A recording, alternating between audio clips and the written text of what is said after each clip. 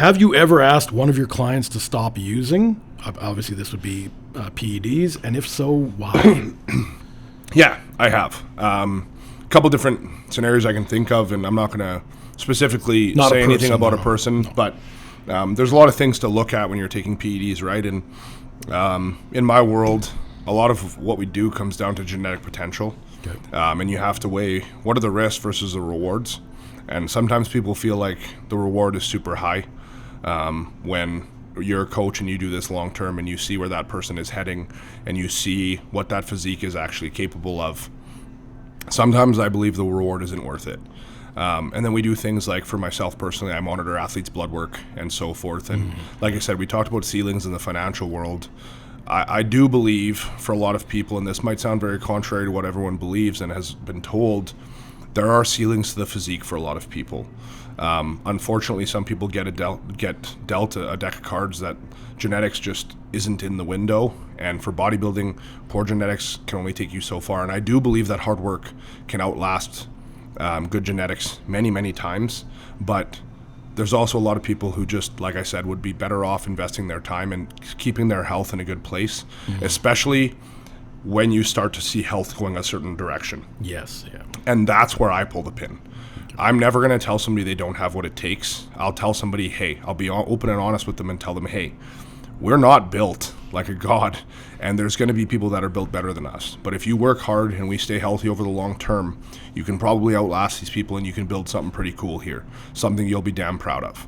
Whereas on the other side of things, right, you get those people that might have very similar genetics, but their health genetics, which is a real thing, the way they respond to PEDs, Absolutely. How their health gets affected by PEDs looks very different than the other person we were talking about. And if cholesterols are consistently high and blood pressure is very, very high, and you need to take all these medications to manage this stuff just because you're choosing to put a needle in you to look better, and you really aren't looking that much better in a shorter period of time or a long period of time, at some point in time you have to have the conversation with somebody like, hey, this isn't healthy and not going to get where you think you're going to end up, and I don't want you in the grave, and definitely don't want that on my hands, so we should consider options.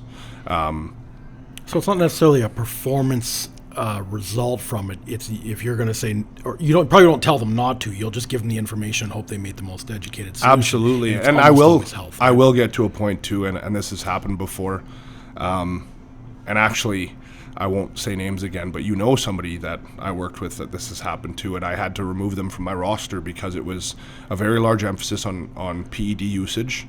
And for me, it was like, hey, this isn't about the drugs. This is about, the drugs are a sprinkle on top, and there's a lot of other variables here, and time being one of those variables.